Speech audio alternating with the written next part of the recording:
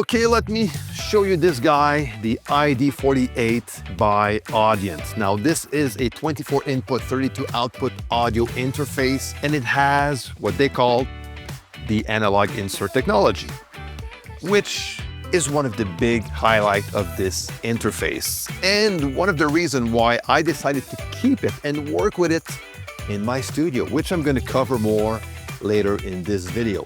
But just so you know, this interface goes out for less than $1,000 US. So what I want you to do is, while you're watching this video, comment down below. Let me know if you think this is worth the $999 US for this type of audio interface.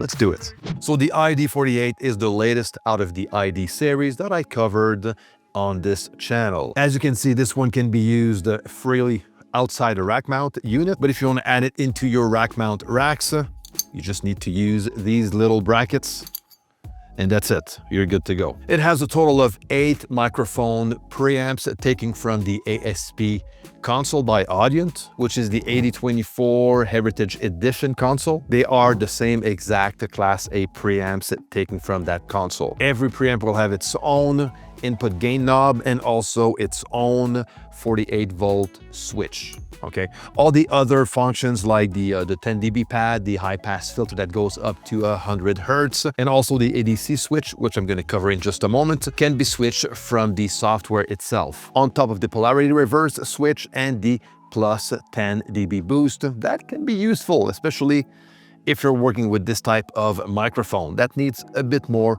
level, okay? So by activating that 10 dB boost, it's gonna do the trick. Then we have 2 headphone outputs that are completely independent, which is quite nice. At the back of the interface, we have the 8 XLR and TRS inputs and also some monitor outputs. So this is perfect if you have like 2 sets of monitors or if you want to send your monitor mix to a headphone amp, okay, for headphone distribution. This could be very useful in this case. There's also word clock output and input that is helpful to synchronize other devices with the Audient interface. Now, the ADC inputs and outputs are great, okay? This is the analog insert technology, meaning that you can use analog gear while recording and also while mixing, which is great. And this is why I decided to keep this interface. So basically, while recording, you can use the interface's preamps, send a signal to a compressor, bring it back into your Audient interface, and then it's going to be converted into digital to be recorded into Cubase or your favorite DAW. So basically, it does all of that route before conversion, which is great. So the ID44 actually had an insert and return on the first 2 preamps, but this time around with the ID48, it's on all 8 preamps, which makes it even better. And there's also 16 extra digital input and outputs via ADAT. So you can easily use extra converters with other preamps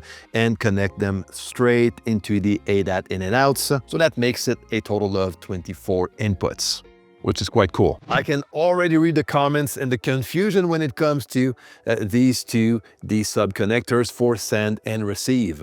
Basically, how that works is very simple. What you'll need is this type of cable, okay, which is on one side a D-sub DB25 connector, and on the other hand, TRS connectors. It could also be XLR. Both are available. I went with the TRS to DB25, and this is how you connect your interface, the ID48, with your analog gear, okay? So basically, you will need 2 of these, okay? One set for the sends and one set for the returns. Know that these cables are not included with the ID48, so you will have to purchase them on your own, which I did on my side. I got these on Amazon for $86 Canadian. So that's probably around $58 US, straight on Amazon. I'm gonna leave the link down below, and don't forget that you will need 2 of those. So this is why I'm keeping the ID48. I'm gonna use it in this studio. This is the room next to my control room, and I decided to convert it into a drum recording room. Now, as you can see, it still needs lots of work. I'm actually just starting up working on this room, and the ID48 is going to be perfect to be the main interface I'm going to use in this studio. And that's going to be pretty easy because I work with a laptop as my main computer for a studio. So I just need to bring it in this room, connected to the ID48, which is going to stay here, and I'm good to go. You know, all the microphones on my drums are going to stay put, and it's going to be just a fast way to record drums on the fly. And I have, for now, 4 compressors connected to the ID48 that I'm using on my kick, snare, and also on my drum overheads. Something important when setting up this interface for recording is first to decide whether you want to use the microphone preamp as the main source, or you want to use the mic inserts, meaning that you're using external gear for that channel. So in my case, on channel 1, I have my kick drum, and I set that up to mic insert, since this channel is going straight into the first compressor of this 1176 compressor. Same goes for channel 3 and 6 and 7. Everything else is set up to mic.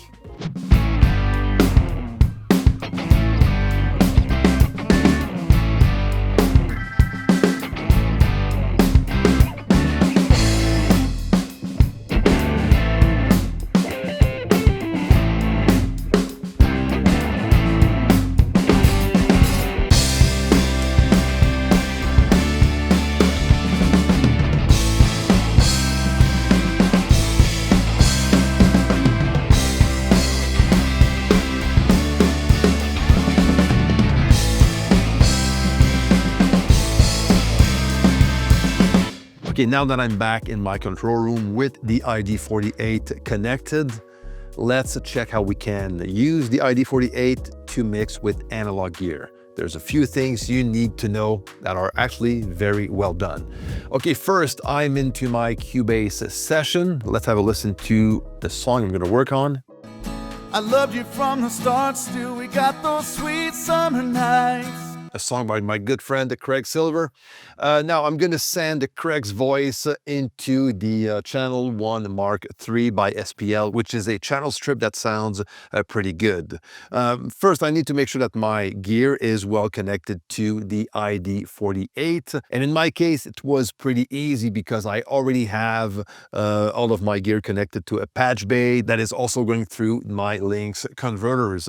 And with my Lynx converters, I have the sub connectors that I disconnected from the converters, and I connected them straight into the ID48. So this way I was able to have full access to all of my gear connected to my patch bay, which includes the channel 1 Mark III. Okay, so now in Cubase, I'm gonna go into my audio connections window, click on the external effects tab, and under SPL channel 1 that I created earlier, I'm going to find an output for my send and also an input for my return. So for my send, I cannot use analog 1 or analog 2 because they are already used for my studio monitors. I'm going to open this graph that is provided by Audient, which shows us the way the output routing works. So from Cubase, right on top, if I look at output, analog output 1 through 8, these outputs are going straight into the speaker outputs and the headphone outputs, but also at the same time, they're also going into the line outputs, which are used to send the signal to my analog gear. So that's why I cannot use output analog 1 and 2 from Cubase, because this, on top of sending the signal to my gear, it also sends the signal to my speakers. Okay, and this is not what I want to do. So my option is to basically use any other analog outputs I have available. So in my case, I could use analog out 3 for my my send and input 3 for my return. But I can also use ADAT out 9 instead of analog 1, okay? If I go down to the other output routing graph, we can see that I can use output 9 through 16, which are used also for ADAT outs from Cubase to send to my line outputs that will go to my analog gear, okay? So this is exactly what I'm gonna do. So instead of using analog 1, which I can't, I'm gonna use ADAT 1 to send the signal to my analog gear. And my return is connected to analog 1 in this case. It's the return, that's the way it's connected on my patch bay. All right, let's check if that works. But first, let's open the ID mixer, okay? Once you have that open, you can also open the system panel. If you don't see the system panel, click on view and make sure the system panel is open. From this point, there are several things I can do. In my case, I want to make sure that my line outputs are all set to DAW ADAT.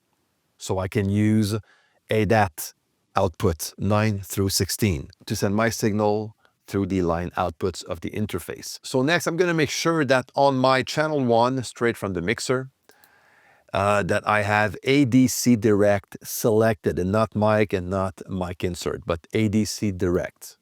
Okay, now let's go straight in Cubase, open our hardware plugin, and I'm going to click on Measure Delay, which is going to make Cubase to compensate for the delay that it takes for the signal to go through the analog gear and back in Cubase. So very important to click on Measure Delay. Okay, let's have a listen. I loved you from the start, still we got those sweet summer nights laying beside. Perfect, it works. Okay, let's say now I want to use analog 3 instead of using the ADAT input. Okay, so I'm going to go back to my external effects, and let's select, instead of my ADAT 1, I'm going to click on analog 3 instead. And same for my return. And I'm going to make sure that on my patch bay, everything is well connected. And this time around, if I decided to go with an analog output from Cubase or any other DAW, I'm going to have to make sure that my line outputs straight from the system panel of the ID mixer is going to DAW analog. So in my case, it's going to be, since I'm using analog out 3, I'm going to make sure that line outputs 11 and 12 is going to DAW analog, because this is what I have here on the graph. Output 3 goes to line output 11, and that's it. That should work. I loved you from the start, still we got those sweet summer nights laying beside you. Now from the system panel in the mixer, you can set up your Q mixes if you want to monitor directly from the interface without any latency. So from the mixer, you decide what you want to send to Q A, B, C, same as we have on most Audient interfaces, same system. Same for the talkback. From the system panel, I can set up the talkback source. That can be any microphones from the interface, or also any other microphones connected through any other interfaces that I have on my system. Could be like a USB mic for that matter, doesn't matter. That can be used as a talkback microphone, which you can activate every time you need it from the mixer or straight from the interface itself. And you can dim, you can mono also, all that good stuff. Now, to be honest with you, I think this is a great interface, especially for the price. I'm excited to keep it in my drum recording room. Now, if you're gonna ask me if there's a con on this interface, honestly, it was hard to find, but maybe the fact that there's no MIDI in and out, you know, that could be a drag for some. It's not for me personally, but in this case, you'll have to rely on the USB MIDI capabilities of your computer. But that's it. Now check out this playlist if you want to know more about the other interfaces by Audient that I talked about on this channel. Let me know what you think. Write all your questions and comments below. Until next time, take care and see you.